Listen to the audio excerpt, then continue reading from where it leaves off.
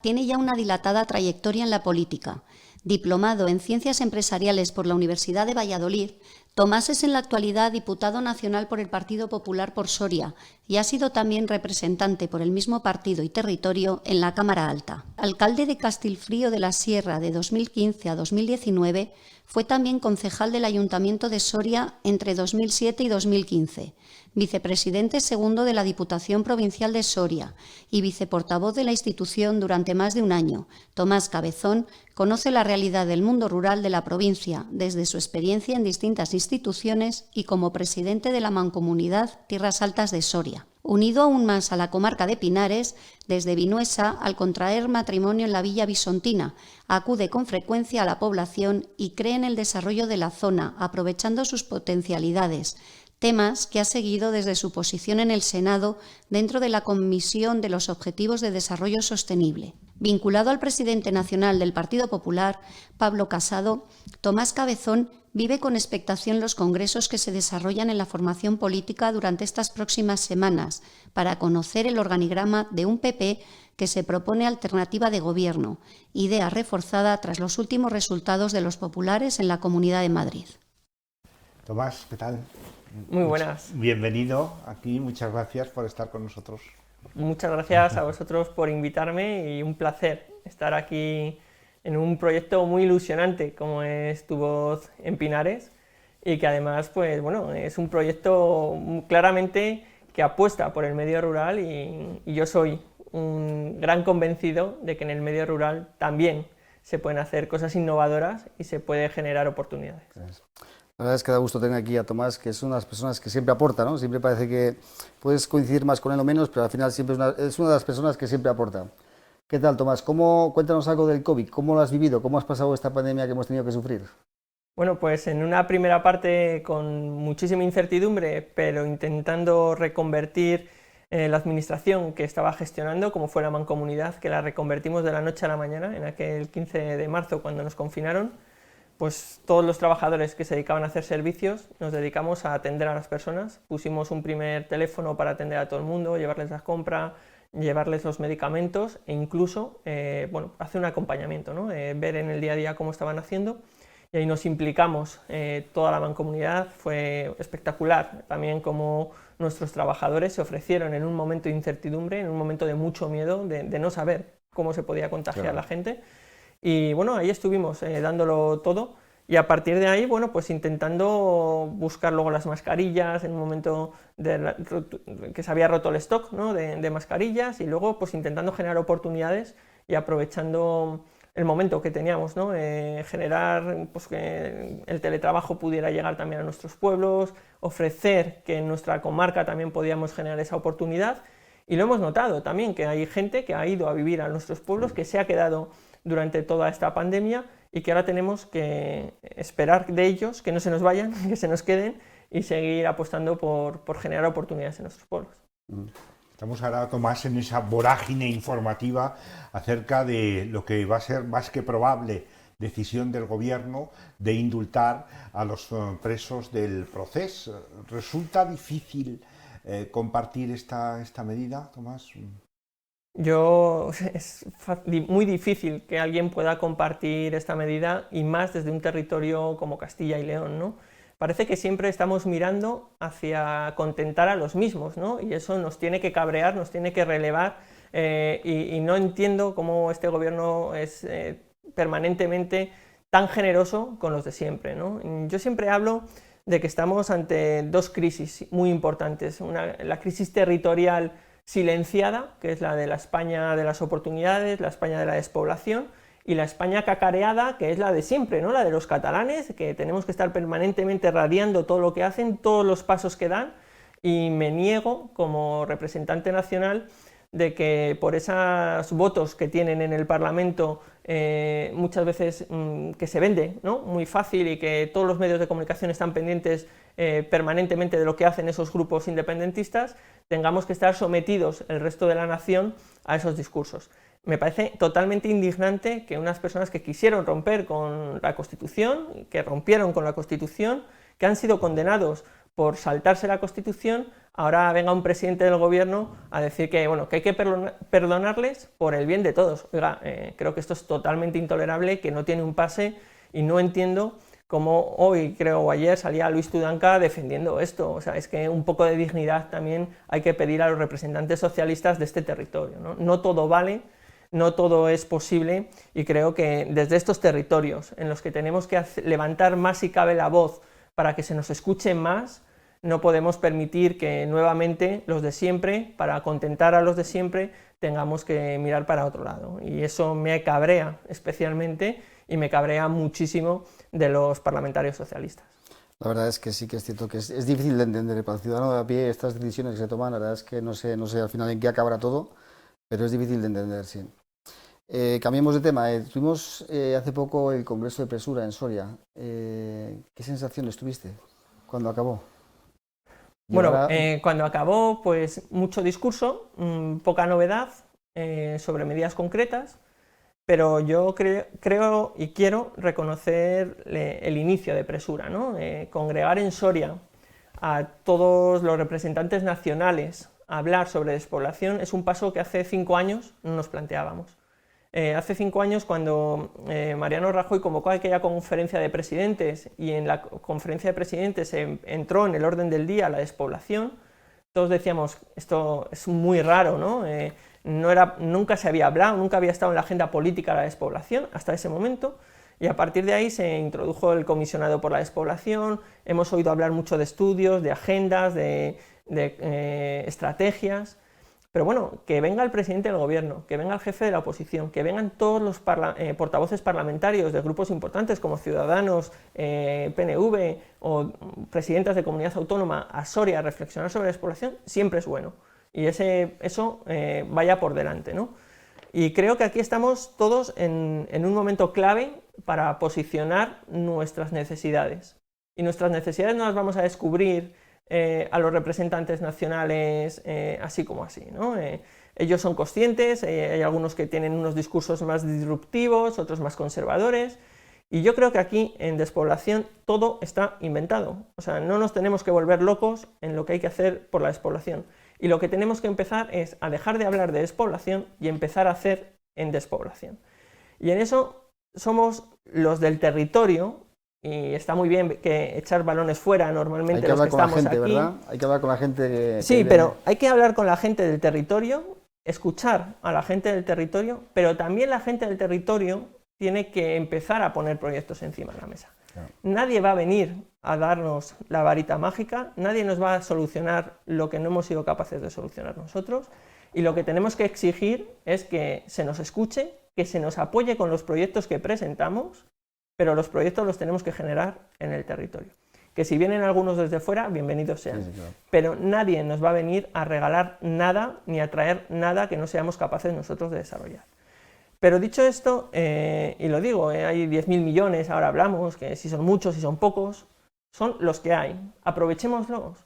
Yo lo que les digo ahora a mis compañeros alcaldes es, tenemos que empezar a tener los proyectos materializados, dejar de tener ideas, que están muy bien tenerlas, pero esas ideas tienen que empezar a ser proyectos, para que cuando salga la primera convocatoria de esos 10.000 millones seamos los primeros en tenerlos para que se nos evalúe y se nos dé ese dinero.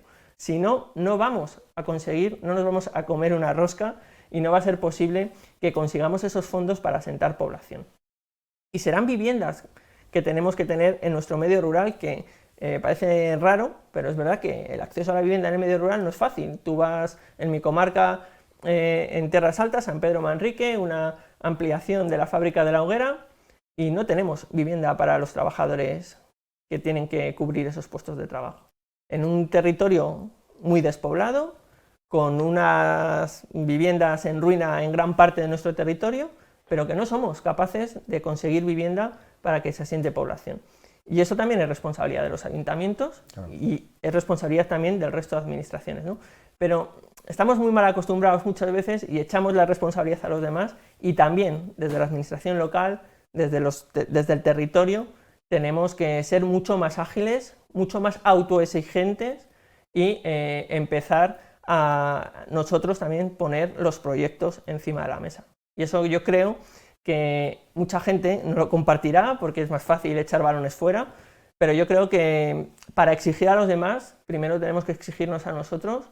Para que nos traigan proyectos los demás, primero nosotros tenemos que poner proyectos encima de la mesa, y eso es algo en lo que yo estoy muy empeñado, también desde la Mancomunidad de Tierras Altas, y estoy pues muy concienciado de que si nosotros no nos ponemos la mochila y nos echamos la responsabilidad a nuestras espaldas, nadie va a venir a hacerlo. Y hay proyectos que podemos hacer y tenemos que aprovechar la tecnología, tenemos que ser muy disruptivos y no tener miedo a exigir cambios de normativa. Y pongo un ejemplo, con el transporte a la demanda, con el transporte interprovincial, interlocal, con esas concesiones arcaicas en las que tienes que sacar una concesión que no nos llega, que si las concesionarias entre ellas se denuncian, oye, es que tenemos nueva tecnología, tenemos el Uber rural que podríamos poner en marcha entre localidades, con ayudas por parte de la administración, con una tecnología que nos va a poder decir claramente si hay que pagar o no hay que pagar al concesionario, con mucho menor coste que las grandes concesiones, y lo que tenemos que dar es ser ingeniosos, creérnoslo y ponernos a ello. Muy bien. Desde el Grupo Popular, Tomás, estáis siendo muy críticos con el Gobierno porque consideráis que no garantiza el pago de las pensiones o su descongelación, ¿no? No sé si el tema en la actualidad está cambiando algo o seguimos igual, ¿no? Bueno, soy portavoz en el Congreso de los Diputados de Pacto de Toledo. Es una responsabilidad que me ha tocado trabajar muy en profundidad en los últimos meses, y lo primero que tuvimos que hacer fue ese Pacto de Toledo, primer gran acuerdo de la legislatura y de momento único que ha habido de los grandes partidos en esta legislatura. Un acuerdo, dicho sea de paso, el Pacto de Toledo, que mucho no suena a la gente, que lleva 10 años sin renovarse y que se ha conseguido en esta legislatura. Y es verdad que las pensiones siempre preocupan, si se van a pagar, hay mucho debate, hay mucha incertidumbre, ¿no? Las pensiones, yo soy un convencido que se van a pagar porque si no se pueden sostener con la recaudación de la Seguridad Social, como marca nuestra Constitución, pues tendrán que ir con cargo a presupuestos. Y entonces yo quiero lanzar una seguridad a todos los pensionistas de que las pensiones se van a pagar. El problema es cómo hacemos para que sean más sostenibles en el tiempo y cómo hacemos para que los ingresos de la Seguridad Social, que no vienen por una varita mágica, vienen de los ingresos de las personas que estamos trabajando actualmente, tengamos un mercado laboral lo más grande posible para que cuando nos llegue el baby boom, que lo tenemos a la vuelta de la esquina, pues podamos ser eficientes y pagar las mejores pensiones a nuestros pensionistas. ¿En qué está el Partido Socialista ahora? Pues en el buenismo, como suele hacer, subir en el IPC, las pensiones, intentar ocultar que en la reforma que ellos traen, cuando el IPC es negativo, van a bajar las pensiones, y eso no lo quieren decir. Pues en el discurso en el corto plazo, ¿no? Y con una reforma que nos exige Europa que de momento no son capaces de explicar. ¿Qué pedimos nosotros como Partido Popular al ministro Escrivá? Pues que el Pacto de Toledo, que tiene 20 recomendaciones, se plantee una reforma con esas 20 recomendaciones, no solo a trocitos, ir planteando reformas con la parte fácil ahora para que Europa nos libere los fondos, y cuando vengan dentro de un año los fondos, pues ya plantear el hachazo a los pensionistas con ese factor intergeneracional que está hablando el ministro Escrivá, que lo que busca es recortar las pensiones al futuro, ¿no? Es decir, que ese último sueldo que tú tienes, el factor de sustitución, pues tengas menor pensión que la que podrías tener hasta ahora. Y nosotros le dijimos que si quiere pactar con nosotros, tenemos que dar sostenibilidad a las cuentas públicas de las pensiones desde ya. No intentar engañar a Europa y luego, pasado mañana, engañar a los pensionistas. Muy bien. Tomás es un apasionado del mundo rural y pusisteis en Castelfrío un proyecto de eficiencia energética. ¿Cómo lo ves? ¿Funciona bien? ¿Será extensible a otras localidades? Cuéntanos algo de esto. Bueno, pues mira, una de estas cosas de Presura que tiene buenas, esto nace de un proyecto del Hueco, de Red Eléctrica Española, de esa parte de responsabilidad social corporativa que los conocí en la Feria Presura de hace 2 años, y de tener una cooperativa energética verde como es Megara, en la que como ayuntamiento fui el primer ayuntamiento de la provincia que nos incluimos en esa cooperativa, ¿no? Y creamos pues las comunidades energéticas, en este caso se llama Hacendera Solar, Hacendera porque es un término muy de mi comarca, ¿no? De trabajo en conjunto, y hicimos esa hacendera que está funcionando muy bien, que estamos teniendo unos ahorros energéticos municipales muy importantes, que ya se ha empezado a sumar algún vecino al proyecto, poniendo autoabastecimiento en su vivienda, y que queremos que siga creciendo primero en el municipio. Todos sabemos que la fotovoltaica necesita sol y por lo tanto tenemos 12 horas o 10 horas al día, dependiendo del mes, en la que podemos generar energía. Pero queremos meter la mini eólica para todo el tema del alumbrado público, también generar ese ahorro a mayores en el ayuntamiento, ¿no? Y hacer un ciclo completo de autosuficiencia energética. Este proyecto lo hemos presentado en manifestaciones de interés al MITECO, al Ministerio de Transición Ecológica, para todos los municipios de la Mancomunidad. De hecho, es una de las cosas que estuve hablando con el director de Red Eléctrica Española para tener una reunión próximamente y extrapolarlo a todos los municipios, conjugando la fotovoltaica, conjugando la mini eólica y sobre todo haciendo pues eso, esa descarbonización también de nuestros municipios y esa eficiencia energética. Además, mi comarca tiene una singularidad y es que bueno, pues, tiene desde una trayectoria de energías verdes desde hace mucho tiempo, con esa implantación de parques eólicos que bueno, son un puntal también de ingresos para nuestra mancomunidad, ¿no? Y por lo tanto es algo que tiene muy interiorizada la comarca y que vamos a seguir apostando por ello. Hemos sido ejemplo, hemos recibido muchísimas llamadas de alcaldes de todo el territorio, pidiéndonos cómo lo habíamos hecho, pidiéndonos en qué margen de mejora tenía nuestro proyecto también. Bueno, y ahí estamos explicándoselo a todos los alcaldes que quieran conocer esta nueva fórmula, ¿no?, que nos permite la Unión Europea y que está abierta, que supone ahorro de costes para nuestros municipios, que va en la línea que nos está marcando Europa de trabajar en verde y que además bueno, también va en la línea del Ministerio de Transición Ecológica de descarbonizar nuestro país. Y más en estas épocas en las que todo el mundo está hablando ahora de la factura eléctrica, que no sabe muy bien cómo va a quedar todo, ¿no? Parece que todo el mundo... Pero mire, ahora este es un dato interesante. Hoy hablamos de la factura eléctrica con ese cambio que nos ha hecho el gobierno, no sabemos muy bien por qué, si es para que no conciliemos y tengamos que estar planchando de noche, pero hace 3 años, cuando Mariano Rajoy salió del gobierno por la moción de censura, estaba a 55 euros kilovatio y hoy está a 90 euros el kilovatio, ¿no? Por lo tanto, esto es algo significativo. Yo recuerdo las manifestaciones de Podemos con la pobreza energética y estamos hablando de que se ha duplicado el coste de la energía prácticamente. Y nadie habla ni de pobreza energética, ni de los pobrecitos que se están quedando. ¿Por qué? Porque gobiernan ahora ellos, ahora ya no proponen soluciones. Esto es el discurso de siempre, ¿no?, de la izquierda, y que también hay que decirlo. Oiga, es que 55 euros frente a 90, último día de mandato de Mariano Rajoy, frente al cambio ayer mismo, que era el último día de la facturación eléctrica con la antigua forma de facturar, ¿no? Esto hay que saberlo, esto lo tienen que saber los ciudadanos, y por mucho que nos cambien y nos digan que están haciendo 3 periodos, el Valle, el más barato, el más caro, no es que, al final no nos pensemos que el Valle es barato, no. El Valle es más o menos como estábamos y todo lo demás más caro. Y lo que nos están intentando es condicionar para que hagamos los hábitos cuando ellos nos digan. Oiga, un poco de libertad también en esto, ¿no?, de poder consumir y de poder conciliar y de que no nos manden a planchar a partir de las 12 de la noche, ¿no? Sí, ¿verdad? ¿Qué está pasando en Radio Televisión Española? Que nos da la sensación o que hay mucho control o que hay mucho descontrol, o que hay mucho control del descontrol, ¿no? Bueno, pues yo soy optimista con el cambio del nuevo presidente, y es verdad que ha sido un presidente que ha salido de un concurso público, ¿no? Pero hemos vivido 3 años de un descrédito de la televisión pública total y absoluto, en el que el sectarismo era la máxima. Yo se lo he dicho varias veces a Rosa María Mateo en comisiones, que, pues bueno, Rosa María Mateo era un mito para todos los españoles por cómo hacía los informativos en aquel momento, ¿no? Por incluso su voz, ¿no? Se nos quedó grabados a muchos españoles, ¿no?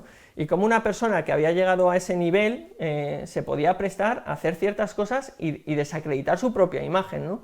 Ese sectarismo que había impregnado, esa radicalidad en los informativos y en muchos de sus programas. Nosotros hemos sido muy críticos con el programa que lideraba mi paisano, Jesús Cintora, en el que era clarísima el sectarismo que estaba ejerciendo, ¿no? Y bueno, nosotros le hemos dado un voto de confianza al nuevo presidente, pactamos como corresponde en el Parlamento, también algunos cambios en presidencias de algunas instituciones públicas, y en este caso pactamos Radio Televisión Española. Está cumpliendo con algunas de las cosas que dijo, de intentar ser lo más aséptico posible, intentar ser lo más plural posible, y de momento bueno, pues ha hecho algunos de los cambios en los que ha quitado las personas más relevantes que estaban ejerciendo ese sectarismo con denuncias incluso de Consejo de Informativos, y vamos a dar un voto de confianza a la nueva dirección de Radio Televisión Española, que parece que va en la dirección de intentar ser lo más plural y empezar a recuperar esa audiencia que salió corriendo por ese sectarismo que estaba ejerciendo, ¿no? Rosa María Mateo y su equipo. Tomás, estás trabajando mucho, te estás volcando en la Mancomunidad de Tierras Altas para intentar dar visibilidad a los pueblos. ¿Se están viendo resultados ya?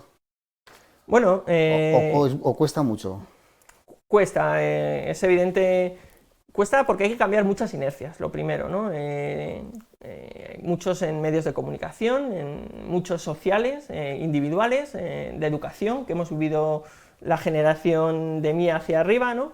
A mí me educaron para vivir en la ciudad, a mí me educaron, mi padre es agricultor y ganadero, y a mí pues me educaron para irme a estudiar la carrera y si puedo no estar en el pueblo, pues muchísimo mejor, ¿no? Y esas tendencias pues cuesta cambiarlas, y cuesta cambiarlas a muchos alcaldes también que siguen educando a sus hijos en esa generación, y tenemos que hacer ver que en el medio rural hay oportunidades y que unos hablan de la España vaciada y yo hablo de la España amontonada, porque el lenguaje también es muy importante de autodefensa, ¿no? No somos los pobrecitos aquí en los pueblos. En los pueblos nos faltarán cosas, tendremos que reivindicar que no se nos lleven servicios, pero tenemos otras muchas cosas muy buenas que otros no pueden disfrutar. Yo no me gusta montarme en un metro e ir ahí apiñado con otras 50 personas, ¿no? Pues igual soy más feliz dándome un paseo yo solo y no poder respirar tranquilamente, ¿no? Y por lo tanto tenemos que ser también disruptivos en el lenguaje, valientes en el lenguaje, valientes en el debate de las ideas, también del medio rural, y exigentes. Y en la Mancomunidad lo que estamos intentando hacer es convencer a nuestros compañeros de que no por repartir más dinero a todos los pueblos y que todos los pueblos tengan mucho dinero vamos a conseguir más cosas, sino que estamos en un momento en el que hay que trabajar en conjunto, que podemos ser ricos, pero podemos ser los más ricos del cementerio y con eso no ganamos absolutamente nada, que hay que trabajar muchísimo en equipo, muchísimo en conjunto, muchísimo en comarca, que siendo pocas personas, si no trabajamos en conjunto y solo nos estamos mirando el ombligo, no vamos a conseguir salir de esta, y que no tenemos que estar mirando con envidia y tener todos de todo, sino que tenemos que ser lo suficientemente inteligentes para, oye, repartirnos, pues tú tendrás el consultorio, yo tendré la piscina cubierta y tú tendrás la escuela de música municipal, y tendremos que empezar a hacer comarca porque solo así podremos ofertar mejores servicios entre todos. Hay una iniciativa muy buena que ha promovido el alcalde de Vinuesa también, la Asociación de Pueblos de Urbión, y que me parece que va en esa dirección, y que en esta comarca también es importante que esas rencillas que siempre han existido, ¿no?, entre los pueblos de Pinares, especialmente los Pinares Vinuesa, Covareda, Duelo, que empecemos se tienen que eliminar tienen que empezar a pensar en comarca, en Urbión, en identidad propia, en proyectos en conjunto, porque hay muchas potencialidades en todos estos pueblos y tenemos que ser capaces, entre los primeros nosotros, los ayuntamientos, de saltar esas pequeñas barreras y empezar a poner los proyectos que hagan comarca en conjunto. Nosotros hemos presentado ahora un plan de sostenibilidad turística, que es una convocatoria, que es el segundo año que se presenta, que ha hecho el Ministerio de Turismo, de Industria y Turismo, por 4 millones de euros para potenciar nuestra comarca, que es muy desconocida en el turismo, no nos pasa como en Pinares, que quizás es más conocida en turismo, y proponiendo pues, iniciativas más novedosas, con digitalización, con realidades aumentadas, con el objetivo no de que vengan más turistas porque sí, sino de generar estructura turística en la comarca, que los que han apostado por invertir en nuestra comarca puedan seguir creciendo, viviendo y viviendo de eso, ¿no?, de lo que ellos han querido, de sus casas rurales, de sus hoteles rurales, de sus bares, de sus restaurantes, y en eso es en lo que estamos, en intentar apoyar en todo lo que podamos a todos los que han apostado por nuestro territorio y seguir creciendo, porque ojalá ese plan nos traiga mucho más turista, que tengamos que seguir abriendo infraestructura, ¿no? Y estamos trabajando en eso. Hemos presentado las hacenderas, las comunidades energéticas para toda la comarca, hemos presentado un proyecto que se llama el proyecto se llama La Huella de la Transhumancia, ¿no? Las tierras altas de Soria, muy vinculada a la Mesta, la transhumancia. Y hemos presentado también un proyecto que se llama De los nómadas transhumantes a los nómadas digitales, para intentar poner a disposición de cualquier persona que se quiera venir a vivir a cualquiera de nuestros pueblos las instalaciones municipales. Tenemos naves agrícolas, ganaderas en desuso en todos nuestros municipios. Oye, pongámoslas a disposición de cualquier pequeño empresario que quiera venir a instalarse allí, y todas las viviendas que tenemos del cura, de la maestra, de la antigua Guardia Civil, pongámoslas a disposición de cualquiera que quiera venir a vivir. Y no intentemos hacer negocio, porque no estamos para hacer negocio, estamos para asentar población, que es nuestro déficit. Y eso es en lo que estamos empeñados con diferentes proyectos en la comarca, que cuesta mucho ponerlos encima de la mesa, pero que también, oye, cuando los pones encima de la mesa la satisfacción es importante. El pasado 28 de mayo, el presidente de la cabaña de carreteros, Antonio Martín, pues entregó al presidente del gobierno una vara, una vara, el para llevar símbolo, al Consejo de Ministros en orden. Símbolo un poco de lo que es el mundo forestal, ¿no?, en sí, y también un folleto en el que se detallaban las reivindicaciones un poco, entre ellas el tener una política forestal nacional, ¿no?, seria, ¿no?, y que pueda pues articular a todo el territorio. Entre esa política está también el tema de las compensaciones por ser sumidero de CO2 de estas zonas nuestras. ¿Crees que esto es una utopía? ¿Se van dando pasos? ¿Alguna vez nos has comentado que estáis trabajando en ello, Tomás? No es una utopía y no debería serlo. Nosotros hemos presentado enmiendas a la Ley de Cambio Climático. Es verdad que no han salido adelante porque no se han votado a favor, pero yo creo que la máxima del gobierno es quien contamina paga. Y la máxima de nuestra decimos, sí, quien contamina paga, pero quien descontamina cobra. Y eso yo creo que es lo que tenemos que empezar a reivindicar todos. O sea, no solo desde el Parlamento, también desde el territorio. Y yo creo que eso, más pronto que tarde, al final se va a tener que hacer. No es de recibo que al final es un poco el debate de siempre, ¿no?, lo que decía del lenguaje, ¿no?, que es muy importante. España vaciada, España amontonada. España vaciada, España de las oportunidades. España vaciada, a mí no me gusta nada, vaya por delante, pero España vaciada no, aquí está lleno de oportunidades, está llena de gente que está apostando y arriesgando su patrimonio, está llena de gente que ha decidido quedarse aquí también. Y de esos, no será en volumen muchos, pero sí merecen el mismo respeto que los que han apostado por irse o tener otro tipo de vida, ¿no? Pero en esto es lo mismo. ¿Por qué vamos a dejar de reivindicar que si están cobrando en Madrid por contaminar a las empresas, yo, que estoy descontaminándote, porque a mí no me vas a pagar? O sea, ¿por qué el gobierno cobra y a mí no me paga? ¿Qué pasa? ¿Que el gobierno se apropia de mi descontaminación como municipio? Es que eso tenemos que empezar a exigirlo. Y eso, y no tenemos que entrar en los debates de la financiación autonómica, ¿no?, que en algunos discursos de estos grandes del Parlamento dicen, no, eso ya lo compensaremos en la financiación autonómica. No. Eso tiene que ir directamente al territorio, porque si no, nunca va a llegar al territorio para poder seguir haciendo políticas de asentamiento de población, ¿no? Y creo que esto tenemos que hacer mucho hincapié, y yo soy un convencido, de hecho lo conseguimos meter en nuestras enmiendas del grupo parlamentario, que no siempre es fácil también introducir medidas tan concretas o tan específicas que pueden ser importantes para el medio rural en un grupo parlamentario grande. Esto lo hicimos, también hicimos un tema que nos exigía mucho el territorio, que es la modificación para que los montes de socios pudieran tener una mejor adecuación, ¿no?, a la normativa de la ley de montes. Y en eso estamos trabajando, también de la mano del territorio, para que llegue al Parlamento, ¿no? Y en eso, soy un convencido de intentar escuchar a la gente de aquí para trasladarlo allí. Y todo lo que no seamos capaces de trasladar, pues se quedará en el olvido, ¿no? Y aquí me ofrezco a cualquier iniciativa para, no siempre sale, eso también está claro, pero por lo menos a intentar. Yo quería hacerte una pregunta que seguro que te la han hecho muchas veces, y es si esto de los fondos europeos va a ser cierto. ¿Qué va a suponer para nuestra zona esto? ¿Crees que al final esto llegará a buen puerto? Bueno, yo creo que si no cogemos ahora este tren, no vamos a coger ninguno, porque yo pongo un ejemplo muy claro, y es el último escenario europeo, los últimos fondos europeos que llegaron, que a día de hoy tenemos ejecutados el 50% solo, y era una cuarta parte de lo que va a llegar para ejecutar en 3 años, es decir, en 6 años nos llegó Pero llegará a los pueblos, Tomás, una cuarta parte, voy a ello, y solo tenemos ejecutados ahora mismo el 50%. El gobierno, para ejecutar 140.000 millones de euros en 3 años, es que va a tener que subvencionar todos los proyectos que sean medianamente viables y que estén encima de la mesa. Por eso yo estoy animando tanto a que los proyectos sean lo más concretos posibles, porque es que el gobierno va a tener que subvencionar lo que sea viable, que vaya en la línea de las 3 Rs que marca Europa y que sean totalmente ejecutables en el plazo, ¿no? Yo estoy convencido que tienen que llegar esos fondos y que van a llegar fondos al territorio.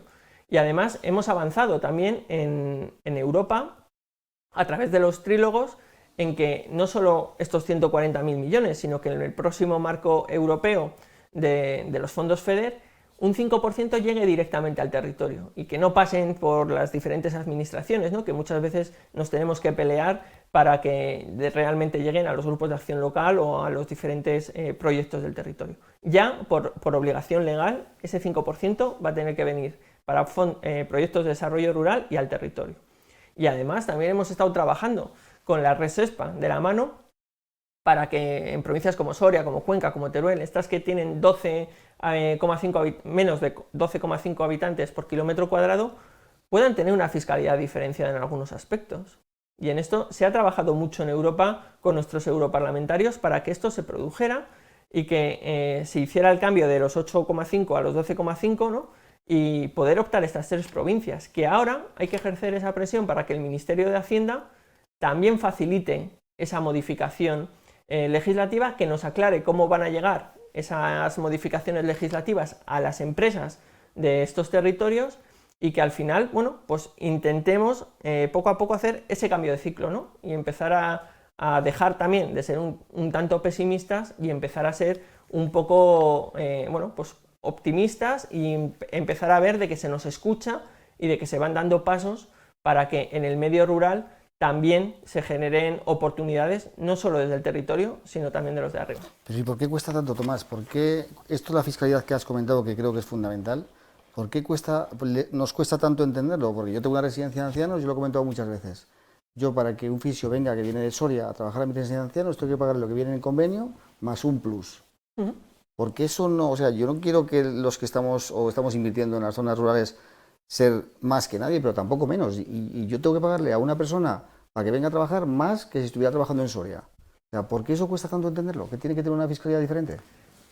Es que, a ver, cuando hablamos de fiscalidad diferenciada o fiscalidad diferente, no nos podemos olvidar de que somos territorio español, que tuvo unos convenios de adhesión a la Unión Europea, que España, en ese primer momento de tratados de adhesión de la Unión Europea, optó, porque éramos un país inminentemente agrícola, optó por el pilar de la PAC, que se potenciara mucho como política de compensación a España, y todo esto que se está haciendo ahora son nuevas políticas que se están empezando a emprender en Europa, pero que no eran posibles hasta que no ha habido esos cambios normativos y hasta que no se han producido esos cambios normativos. Y no somos una isla dentro del país. Y también dentro del país, yo recuerdo, y me cabreaba mucho, en Soria hemos tenido las líneas de reindustrialización, las reindus famosas, en la que hubo un tiempo en la que se señalaba para Soria, para Jaén, para algunos territorios concretos, y se nos reservaba un dinero para nuestros proyectos, ¿no? Y no entrábamos en competencia con el resto de empresas que querían optar a la línea de reindustrialización. Oye, y llegó Cataluña y hizo un recurso al Tribunal Supremo y nos lo tumbó. Y ya no se podía poner que había un dinero específico para esas provincias, porque decía que no se tenía en cuenta la igualdad de todos los ciudadanos. Y entonces nunca más se puso. Oye, pero tampoco le dimos una vuelta y en vez de hablar de territorios, hablamos, por ejemplo, de habitantes por kilómetro cuadrado, que podrán tener ayudas en condiciones diferentes al resto de territorios, ¿no? Y en eso es en lo que estamos. La agenda de la despoblación el tema del reto demográfico ha entrado en la agenda política. Y hemos visto, por ejemplo, cómo las tarifas planas de autónomos en los municipios de menos de 5.000 habitantes son mucho más largas y tienen menos coste. Eso es política fiscal, claro, que se ha introducido. Eso se introdujo en los últimos presupuestos de Mariano Rajoy. Por lo tanto, ya se ha iniciado un camino para emprender esa fiscalidad diferenciada que tenemos que implementar mucho más y pretar todos mucho más para que no nos distraigan con debates que en muchos casos pues eso, buscan distraernos, ¿no?